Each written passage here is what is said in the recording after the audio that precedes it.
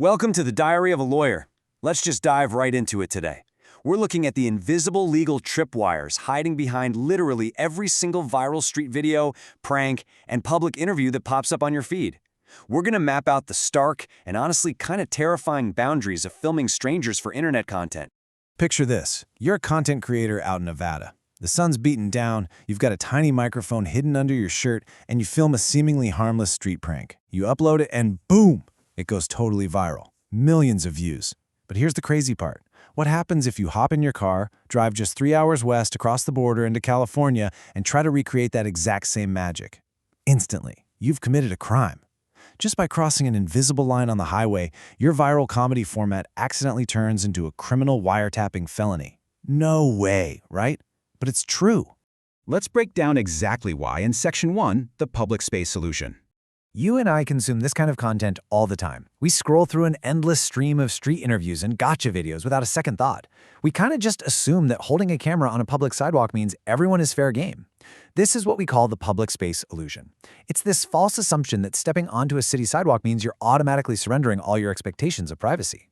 Now, to be fair, in the United States, that baseline assumption actually holds up almost perfectly. But globally, assuming you have zero privacy just because you're outside is a deeply, deeply flawed assumption. See, here in the US, the whole legal framework is anchored completely by the First Amendment. It operates on the core principle that the public square has to remain an open forum. So courts basically treat cameras in public spaces like a mechanical extension of the human eye.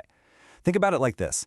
Whatever your eyes have the legal right to observe in an open public square, whether that's a tourist, a street performer, or just someone eating their lunch, your camera has the exact same right to observe, capture, and share. Which brings us to Section 2, Cameras, US versus EU law. What actually happens when you take that exact same camera and that exact same sidewalk scenario and drop them right into the middle of Paris or Berlin? Well, the moment you cross the Atlantic, the legal reality completely inverts itself.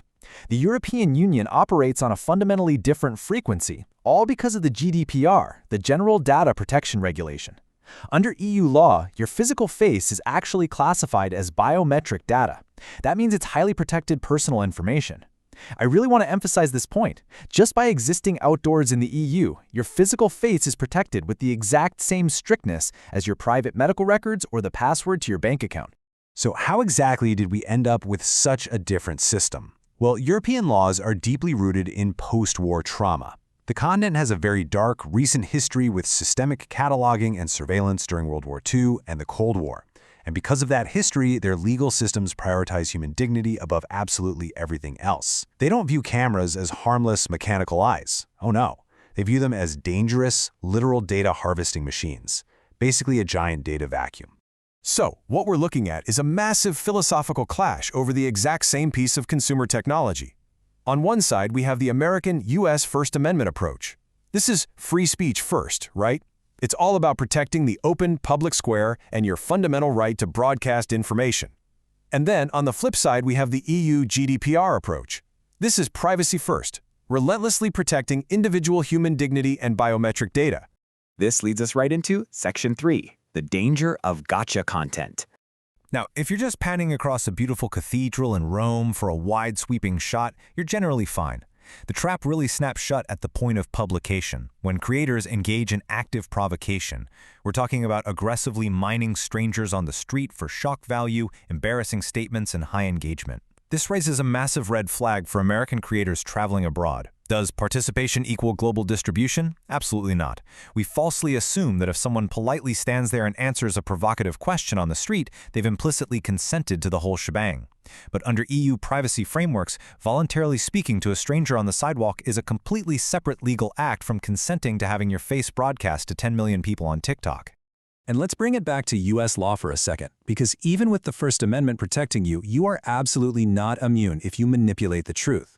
This is a concept known as false light. It basically means presenting a lie using the truth by fundamentally misrepresenting someone through deceptive editing.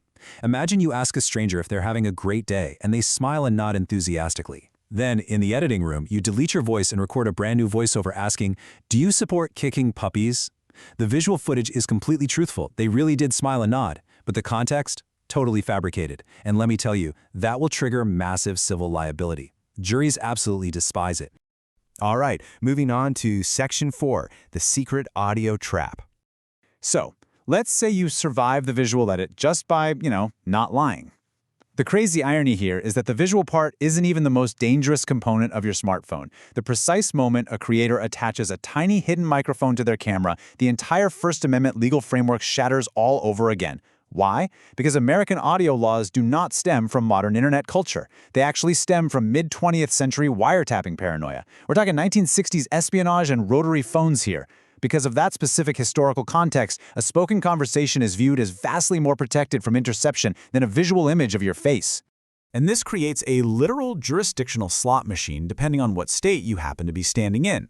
On one hand, you have one-party consent states, like Nevada, where only the creator needs to know about the hidden mic. Because they are a party to the conversation, they basically act as their own legal permission slip. But then you hit all-party consent states like California, where every single person involved must agree to be recorded. This is exactly why driving from Nevada to California to do the exact same street prank suddenly turns you into an accidental wiretapper. Okay, let's look at Section 5, the universal red lines. At this point, it's pretty easy to feel like you should just never film anything outside your house ever again. But don't panic, there are shared global boundaries. Regardless of what country you're filming in, there are specific actions that will absolutely ruin your life and your career.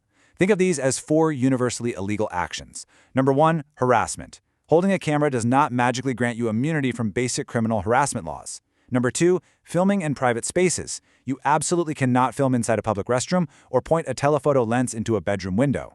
The expectation of absolute privacy holds firm everywhere. Number 3, misleading edits. As we just talked about, you cannot manipulate truthful footage to destroy a person's reputation. And number 4, targeting children without consent. I really want to explicitly highlight this last point. Minors are the ultimate legal risk, period. Documented parental consent is a strict global mandate. Even in the US, where public space filming is highly protected, targeting kids for gotcha content is just a legally disastrous move. Both judges and the court of public opinion actively despise it. The process of fighting a lawsuit over this will straight up bankrupt you. So what exactly is the creator's survival guide here? It boils down to these 3 steps. Step 1, ask for consent. Honestly, it instantly neuters 99% of legal threats. Step 2, complete transparency. You really must tell the subject exactly where the video is going and how big the audience is. Step 3, avoid harm. Just don't build a format around making regular people look foolish. Because the crucial point to remember is this. Meeting the bare legal minimum is not enough to protect your career. Sure, a lawsuit takes years to play out, but rapid public backlash and algorithmic demonetization, that takes mere hours. Which leaves us with one final, incredibly provocative thought to chew on. Imagine an American creator is standing in Times Square, filming a European tourist who's visiting from Berlin. The creator legally uploads the video globally right from New York. But then, the European tourist goes back home to Germany and feels that their GDPR rights were violated by this massive global broadcast. So, does an EU tourist's invisible privacy shield just vanish the exact moment they step onto American soil?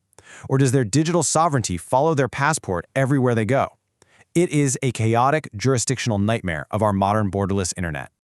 While you ponder that jurisdictional nightmare, please note the mandatory disclaimer. The Diary of a Lawyer and all of its contents are strictly for educational and informational purposes only. Nothing presented here constitutes legal, medical, or mental health advice, nor does it create an attorney-client relationship. Always consult with a licensed professional in your jurisdiction regarding your specific situation. Stay curious, stay safe out there, and we'll see you in the next explainer.